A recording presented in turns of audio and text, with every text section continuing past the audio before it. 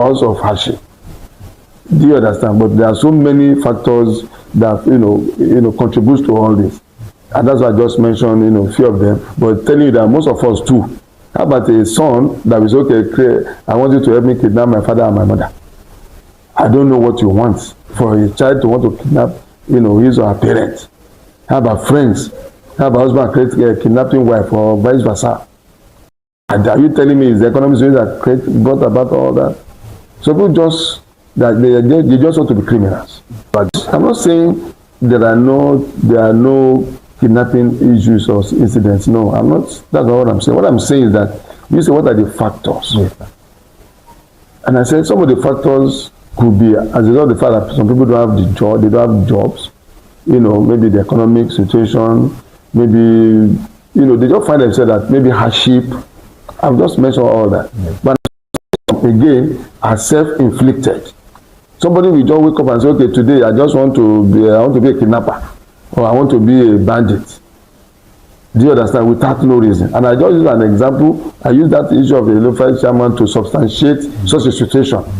It's like somebody that has a job, for example, that has a good job and all that, and say, okay, I want to go and kidnap somebody, or I want to kidnap myself, I want to kidnap my child or something. We could find out from them what are the reasons. Is kidnapping the solution? Is banditry the solution? That's what I'm saying, that a bad person will remain a bad person. Even those individuals, if you give them money, which is why that's one of the reasons why it is not good to negotiate with bandits.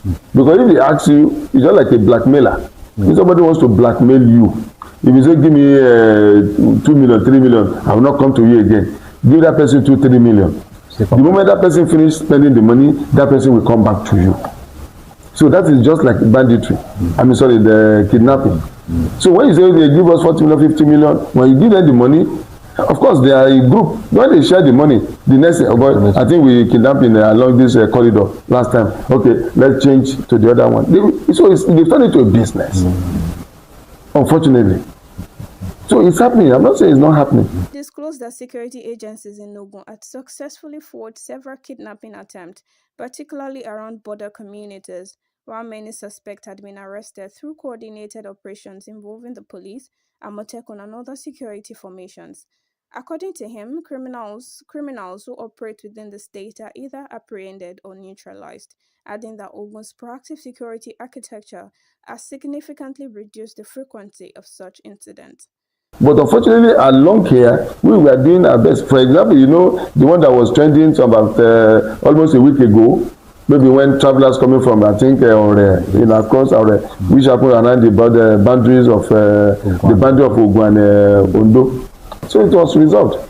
So those are kind of isolated cases. I think that's the first time in recent time that we've seen that, around Ogun axis. Yes. Otherwise, we have not really had that. And you are even aware of the one that happened about 2 months ago or thereabout, somewhere at the boundary of Ogun and Lagos, where some people threw the water, they actually attempted kidnapping some guys, but they failed. And they shot some individuals. But unfortunately, they have been arrested. So Ogun State is not a place you commit havoc and you run away. You cannot escape. If you are not captured immediately, before you know what's happening, those guys will be apprehended. The one that, unfortunately, the one that somebody went and killed, an individual, with a security guard about 2 weeks ago. Within 2-3 days, those guys were apprehended by the police. So that is exactly the situation, in Ogun State. So, measure, proactive in the sense that we even make sure that those things don't happen at all. But whether you like it or not, there are activities. And when such happens, you understand, there's no doubt about that. We will not get to the root of that. It's either those guys are eliminated or they are arrested. The retired general also linked security directly to economic development, noting that Ogun's status as Nigeria's industrial hub reflects investors' confidence in the state's peaceful environment.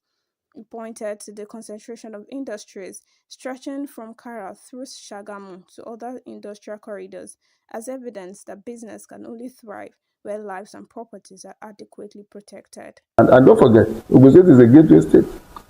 You can see movement from, Ibadan axis to Lagos, from Ondo axis to Lagos, from Sango and all that. So a lot of people, a lot of traffic.